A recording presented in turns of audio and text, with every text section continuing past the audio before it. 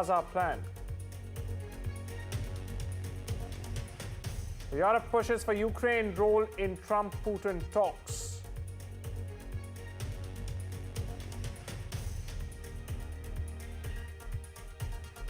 And Tesla zooms into national capital New Delhi's second showroom in India to open this afternoon.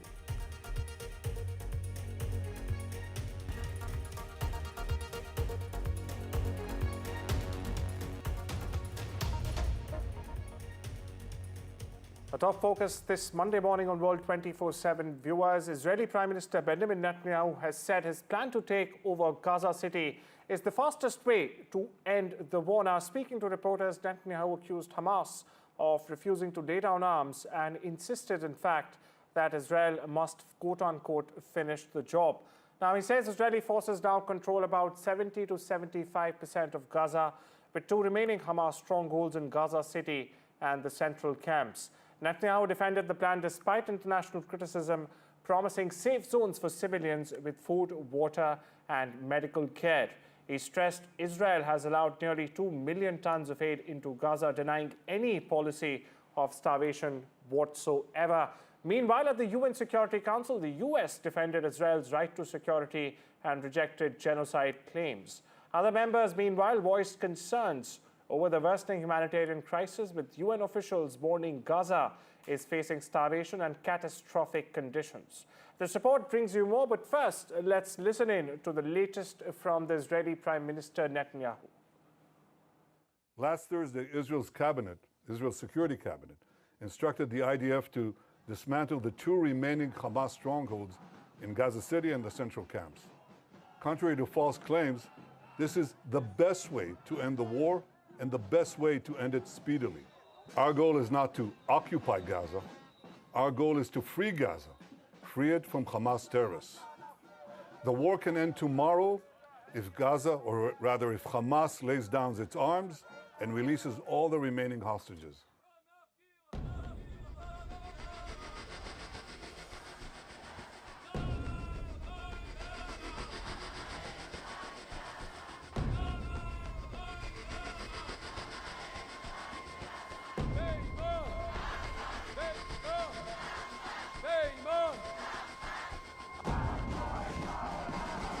Tens of thousands have flooded the streets across Israel, outraged by the government's latest push to expand its military campaign in Gaza.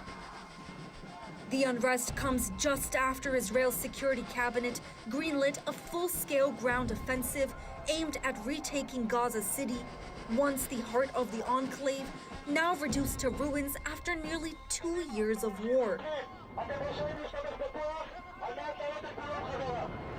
Prime Minister Benjamin Netanyahu is facing mounting pressure both at home and on the global stage.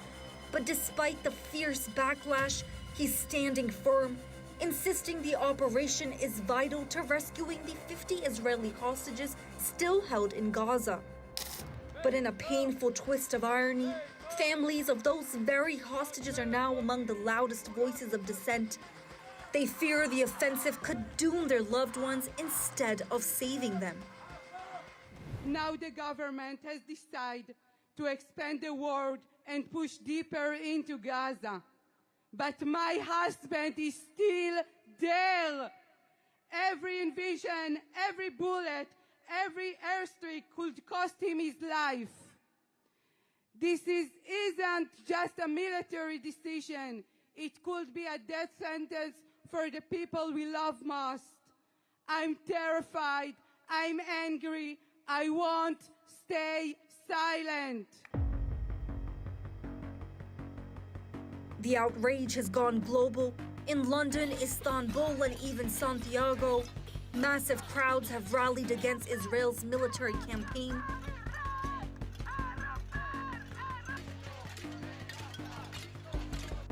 A joint statement from 9 countries, including France, Germany, and the UK, strongly condemned Israel's decision, warning it could worsen an already catastrophic humanitarian crisis, endanger hostages, and trigger further displacement.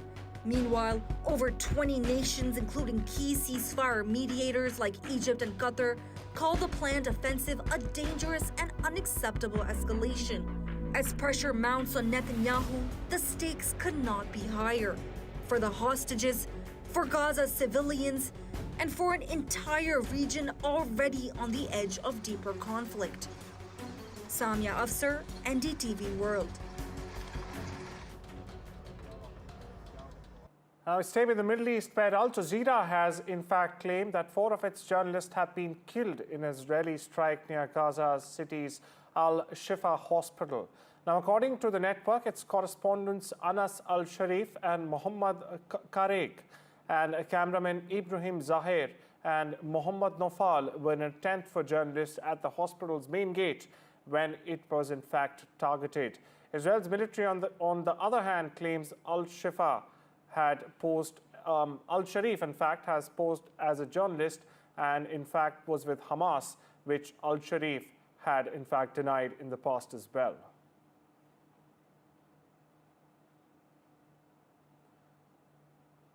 Over in Turkey, a powerful 6.1 magnitude earthquake has rocked the country's northwestern Balıkesir province, killing at least 1 person and injuring at least 29. This is what we know after getting in the prelim reports. Now, the quake struck near the town of Sindirgi, toppling 16 buildings and also damaging 2 mosque minarets. Rescue teams, meanwhile, rushed to the scene, pulling several people out of the rubble. Sadly, an elderly woman who was rescued alive later died from her injuries in the hospital. Meanwhile, tremors were felt as far as Istanbul, which happens to be nearly 200 kilometers away. Officials are urging residents to avoid damaged structures as strong aftershocks continue to shake the region. Meanwhile, President Erdogan has sent condolences, calling for national unity and prayers. Over in the Far East, Ukrainian President Volodymyr Zelensky has welcomed a statement from European allies that insists the path to peace in Ukraine cannot be decided without Ukraine before a planned summit between Donald Trump and Vladimir Putin on the 15th of August. Now, in a joint statement, leaders from the UK, France, Italy, Germany and Poland and even Finland, along with the President of the European Commission, Ursula von der Leyen, stressed Kiev must be included in any peace talks with Russia whatsoever.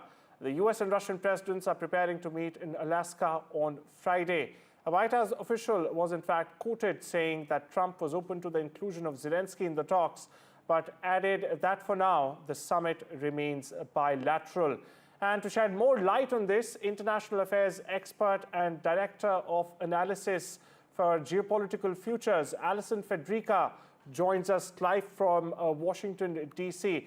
Thank you so much for making the time out for us, Alison. First of all, I'd like to ask you, how likely is that Ukraine would be included in these talks? And what impact might Trump's territory swap claim have on Ukraine, but also on Europe? So it's very unlikely that on these talks that take place on Friday the 15th are going to include Ukraine. Any settlement at this point in time that's going to be reached is going to be between the US and Russia, and then Ukraine will be brought in after some of the basic ideas have been agreed upon. Ukraine is not in a position right now where it can call the shots. As for territory, that is a problem for Ukraine because they have said repeatedly that they are not willing to give up any of the territory that Russia has gained occupation of during this conflict. And Russia has said clearly that it plans on keeping as much of that territory as possible. So with Ukraine and Russia, you clearly have a stalemate. Having the U.S. intercede and step into this role is one way that maybe Russia and the U.S. can kind of work around that. With, unfortunately, the phrase beggars can't be choosers applying to Ukraine in terms of can they continue this conflict without U.S. support or strong European support? And the answer is they can't do that indefinitely. Well, Ukraine's stuck between a rock and a hard place there. Thank you for your perspective on the evolving situation there, Federica. Now, we stay with the story, but where India has also, in fact, welcomed the proposed peace summit between Donald Trump and Vladimir Putin in Alaska. Now, while backing efforts to end the war in Ukraine, New Delhi has, in fact, firmly defended its strategic autonomy, continuing oil imports from Russia while keeping diplomatic lines also open with Washington on the other hand. And amid the US claim that India's oil purchases were fueling resources for Russia's war against Ukraine, India has constantly and consistently, in fact, maintained its position that has been aimed at energy security and global stability. Land has pointed out lack of reason in the argument that India was fueling Russia's war machine. In fact, India's ambassador to the United States, Mohammed Qreiqeh, said he had shared the Indian perspective with Senator Lindsey Graham, who had urged PM Modi to emphasize on President Putin to end the war in Ukraine. And the meeting is important. Why? As it could be a step towards a possible thaw in Indo-US ties, especially with trade ties which have been hit by tariffs after Donald Trump's criticism over India buying Russian oil. And the tug-of-war with Trump over US tariffs on Indian exports continues, and New Delhi has been firm in its message that it will not be bullied. In fact, PM Modi and Defense Minister Rajnath Singh, in their veiled messages, have reiterated that India cannot and will not be stopped. PM Modi, while speaking in Bengaluru, brushed off jibes by the opposition and even Donald Trump over the Indian economy and said that New Delhi is on the path to becoming the third largest global economy. And he also added that despite external pressure, India would not slow down. Rajnath Singh, on the other hand, countered Trump, saying India has emerged as a leading manufacturer in electronics and also the defense sector as well. He said efforts are also underway to ensure Indian products are too expensive to buy. He also said India cannot be stopped from becoming a global superpower. Listen into what both leaders had to say. साथियों, आज भारत दुनिया की fastest growing major economy है। पिछले 11 years में हमारी economy 10वें number से टॉप 5 में पहुंच गई। हम बहुत तेजी से टॉप 3 इकोनॉमी बनने की ओर आगे बढ़ रहे हैं। ये स्पीड हमें कैसे मिली है? ये स्पीड हमें रिफॉर्म, परफॉर्म, ट्रांसफॉर्म की स्पिरिट से मिली है। ये स्पीड हमें साफ नीयत और ईमानदार प्रयासों से मिली है। Now, even as Operation Sindoor continues, the navies of India and Pakistan are set to conduct separate naval drills in the Arabian Sea on the 11th and 12th of August. Now, these overlapping schedules points to heightened military activity in the strategically significant Arabian Sea, a key route for maritime trade and crucial also to regional security. Now, this development comes just months after a tense military standoff in May after the deadly terror attack in Pahalgam, which killed 26 innocent civilians. My colleague Shiv Arur joins us for the latest on this. Shiv, what's the latest you're picking up? And if you give our viewers a perspective on the size of the Indian Army compared to the Indian Navy compared to the Pakistani Navy here. Osama, this is a naval drill. These are firing drills that are being conducted in the Arabian Sea. And the interesting aspect of it, like you rightly said, is that India and Pakistan are holding these drills not very far from each other, just about 60 nautical miles from each other, which is very close by naval standards, because in firing drills, missiles and guns are fired at ranges either close to that or even more than that sometimes. Now, of course, the firing areas and the ranges where this firing takes place are clearly demarcated. In fact, it may be difficult to believe that even in such circumstances, there is a sharing of information at a military level. But we must understand that Operation Sindoor is only under pause. It's still very much on, and therefore any small miscalculations or misunderstandings can lead to an escalation. But the Indian Navy, is well aware of what Pakistan's Navy is capable of and what these exercises really mean. So it is unlikely that anything will actually happen. But it is interesting to see that it is a sort of mutual muscle flex that is taking place in the Arabian Sea. Remember that the Indian Navy's role in Operation Sindoor was curtailed by the fact that a ceasefire finally happened. If that were not the case, then Karachi Harbour would have been in complete debris right now. And the Pakistan Navy and the Pakistan military establishment obviously knows that. The Pakistan Navy is much smaller than the Indian Navy. This is not to say that it is not a professional military force. It very much is, but it is much, much smaller. During Operation Sindoor, in fact, the Indian Navy managed to completely cage in the Pakistan Navy to harbour, to port. They were not able to do very much. They were not able to fly their aircraft over the ocean as well. So it is in that context that these operational drills very close to each other should be seen. It's muscle flexing, it's power projection, and that is the context. As my colleague Shivaru rightly underlined there, muscle flexing and power projection in the Arabian Sea between the 11th and the 12th of August. Thank you so much for your inputs there, Shiv. And with that, it's time we step into a short break. News continues on the other side. Don't go anywhere.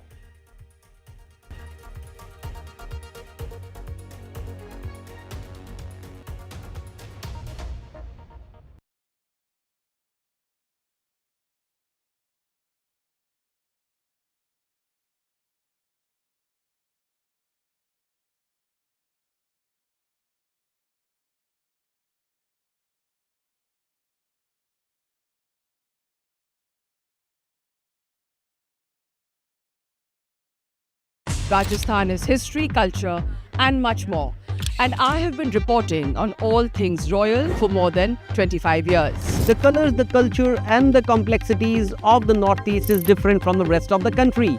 I have been bringing the Northeast closer to the capital for over 15 years. Madhya Pradesh is the heart of India, and I have been capturing its every beat for over 10 years, covering the corridors of power, what is said, what is left unsaid, and what it actually means for you and me. I have it all covered. Kashmir is often called paradise on earth, a region that has been in a state of flux from conflict to India's crowning glory. I have been reporting and decoding Jammu and Kashmir for last 3 decades.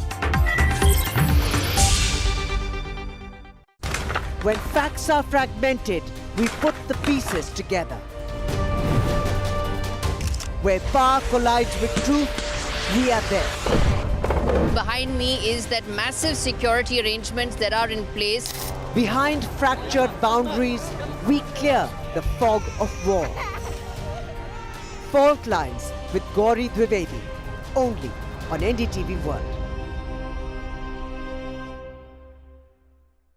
You know, first, when Sayyara released and we as audience realized, oh my God, what is happening? You know, when did you realize it? Like, it's like, whoa, I didn't expect this, what is happening? Like that wave that hits you. You know, the first thing that really hit me, I'm telling you, was a month back actually, to be honest, is when Adisa saw the film. And he saw a very loose cut and he decided the release date. But he was always, like me and Akshay were so into making the film, I think, along with Sumanna and all. Sometimes when you're so into it and you know, you don't realize, you don't see it from, and then he saw it from a third person perspective.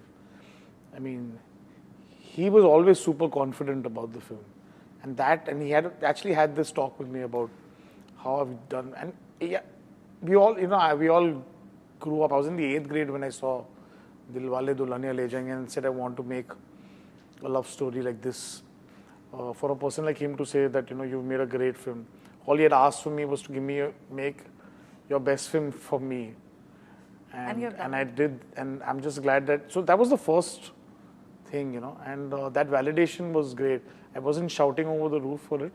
It gives you a lot of confidence at that moment, you know, for the person who's actually put his money where it is, and he wasn't talking about anything else, but on a very unassembled film at that time, could feel the emotion and be listening. But it was the first time we felt that we made something special. But yes, once the numbers came in, I think then it was Akshay. The advance. Yeah, and the advances came in, and then people were sending me messages, and all they said, no, don't listen to anyone. So I at one point just put my phone off and said, you know, this is getting too out of hand. And then in the night we got the number.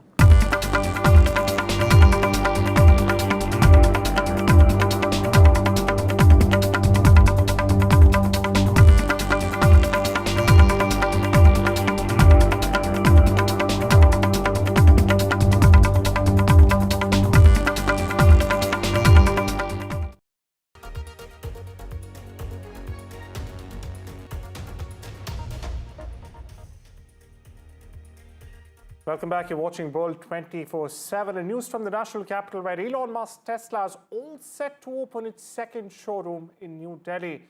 Now, this follows the inaugural showroom of the brand in India that opened in Mumbai's BKC on the 15th of July. The latest dealership of the brand will be located at Worldmark in Aerocity. It's close to the New Delhi International Airport. Now, once it begins operations, the car maker will be able to serve consumers in Delhi and the national capital region as well. The EV giant has officially entered the world's third largest automobile market for perspective with the launch of its electric mid-size SUV, the Tesla Model Y, priced from nearly rupees 60 lakhs. Hi, After making a humble beginning in the Indian space program with a tiny rocket supplied by the United States, ISRO would launch a massive 6,500-kilogram communication satellite built by the US in the next couple of months, the chairman of the space agency, V. Narayanan, said on Sunday. Now, following the historic launch of the NASA-ISRO synthetic aperture radar of the Nisar mission on board a GSLV F-16 rocket on July the 30th, ISRO would be launching another satellite for the United States. South Korea's military has shrunk by 20% in the past 6 years alone, largely due to a sharp decrease in the population of men and an enlistment age for mandatory service in the country, with the world's lowest birth rate. Now, this is according to a new report which has just come in. The sharp decline in the pool of men available for military service is also causing a shortfall in the number of officers and could also perhaps result in operational difficulties. India's Asiatic lion population rose from 674 in 2020 to 891 in 25. It's a jump of 32.2% according to the 16th lion population estimation report released on Sunday. The number of adult females has increased from 260 to 330. It's up by nearly 27%, boosting the species' ability to reproduce. Now, the 2025 count also includes new satellite populations in Gujarat's Barda Wildlife Sanctuary, Jetpur, Babra Jasdan, and nearby areas. In total, there are now 497 lions in satellite populations spread across 9 locations. And for the first time, mind you, 22 lions have also been recorded in corridor areas. It's time we slip into a short break. News continues here on NDTV on the other side. Don't you go anywhere.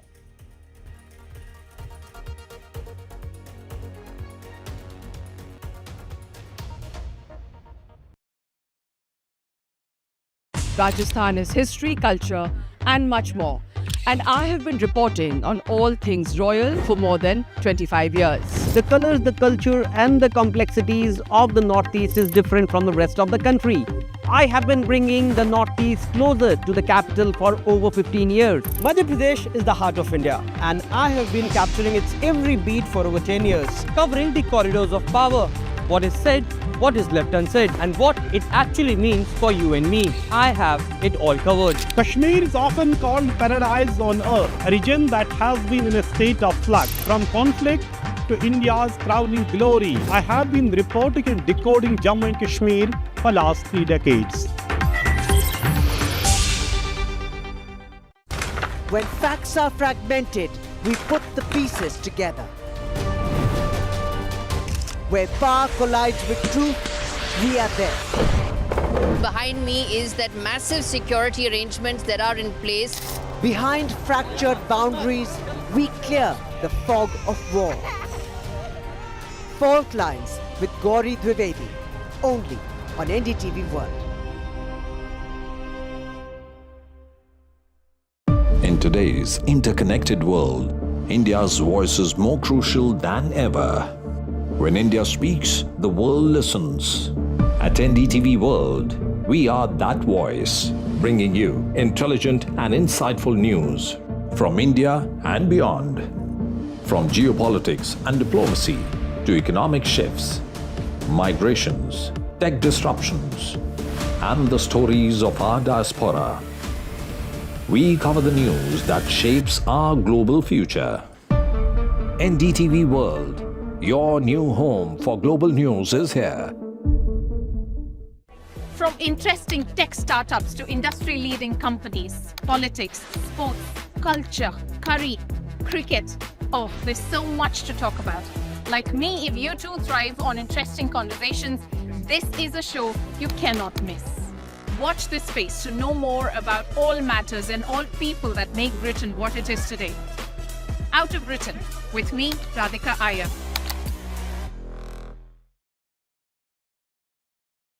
And you know, that's why it's being said that after Kahuna Pyare, this is the film that has got two superstar debutants who are becoming superstars.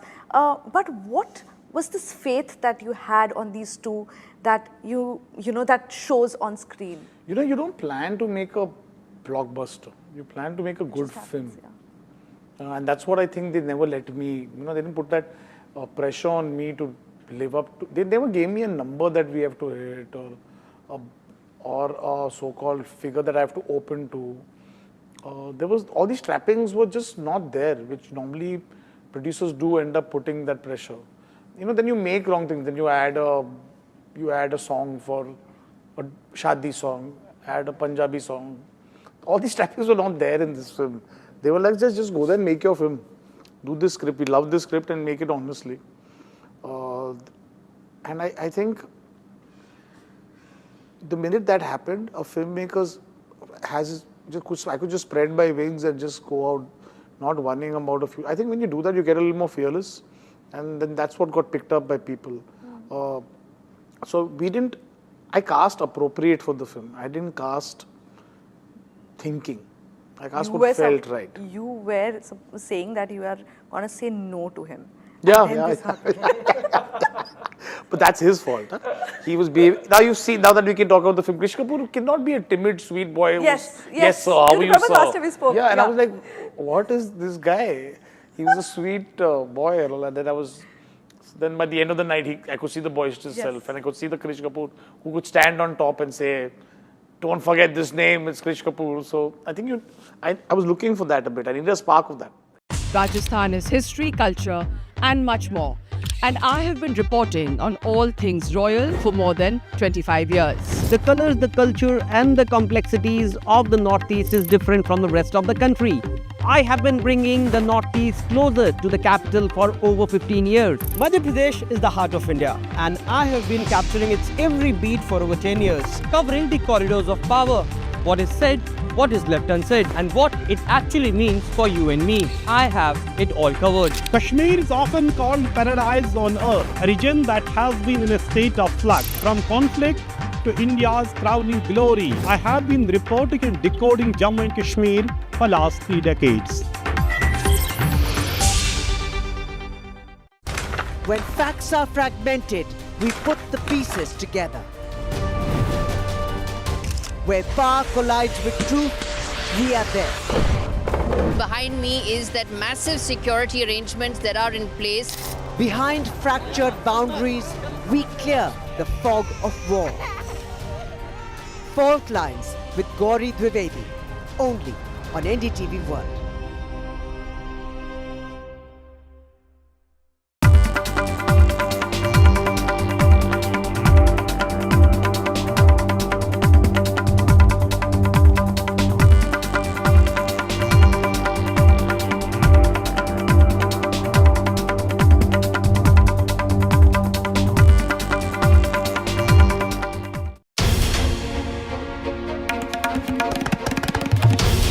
This is NDTV, and you're watching NDTV 24/7.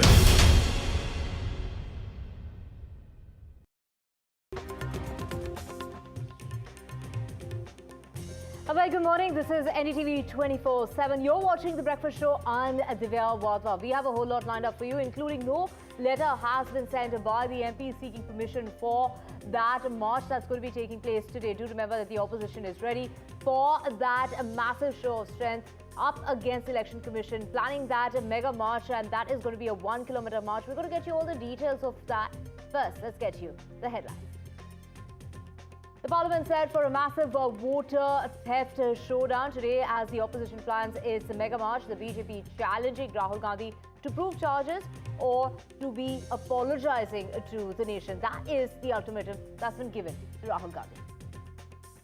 In the voter chori face-off, we're talking about that has completely intensified further after the Maharashtra and Haryana election commissions have issued notices to Rahul Gandhi, giving him a 10-day ultimatum to prove his accusations. A flight that was taking off from Trivandrum for Delhi, an Air India flight carrying MPs, had to avert. This was a tragedy that was averted. They had to make emergency landing. It was a call that was taken by the pilot and the co-pilot at the Chennai airport. They needed to circle 2 hours at the Chennai airport before they could even land at the airport. Why? Because they weren't getting permission. India's top leadership takes on Donald Trump. It's, of course, top ministers there slamming that dead economy charge, that jibe by Donald Trump.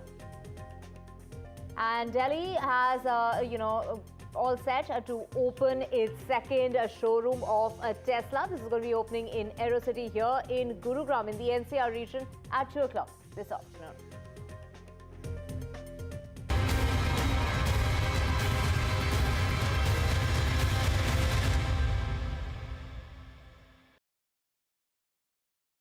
Let's get to your top story, and that's in regard to the voter theft face-off that has escalated. Asked to go for that parliament protest, the opposition still to get permission. That is what Delhi police has gone on to say, that there's been no letter that's been received by the police from the opposition seeking permission for this march as far as the Delhi police is concerned. Of course, when you hold a protest or a march, you need to take permission from the Delhi police, and that is something that the MPs haven't sought to do. Do remember that it's going to be Leader of Opposition Rahul Gandhi leading that march, and this is the police there saying no letter has been written by the MPs for permission, and the police has not given any permission for the march to take place. Leading the charge, of course, is Rahul Gandhi, who's made explosive claims when it comes to voter fraud, alleging that voter theft that is through duplicate entries using Form 6. Now we have my colleague Shreya joining us to get us the very latest on this. Shreya, permission hasn't been sought. What does this really mean? Where does this leave, the opposition? We do know that march is about a 1 kilometer long, march that's going to be taking place. If the police hasn't got that letter, how much time in advance do people need to inform the police in regard to holding such a march? Well, today we are expecting 300 MPs, especially under the India bloc, will be marching from the Parliament to the Election Commission's office. But the Delhi police has not been informed about this march as of now. And the Congress office is telling us that they're ready to offer in their arrest. After leaving the Parliament, they will be heading towards EC. But on their way, if the Delhi police catches them, considering they have not taken official permission from the Delhi police, they're ready to offer in their arrest. Remember that this protest, the mission behind it is that the India bloc has been saying that the founding principle of one man, one vote, that very principle is under attack. On 7th August, we saw Rahul Gandhi conducting an explosive press conference saying that 1 lakh votes have been stolen from Karnataka's single constituency. And, independent checks have also revealed that there has been anomalies in the voter list. And so are these voter irregularities, just part of clerical errors, or are these part of a systematic flaw? This is a big question, and it is about the public trust of each and every voter. But we have seen that the Election Commission has dismissed these allegations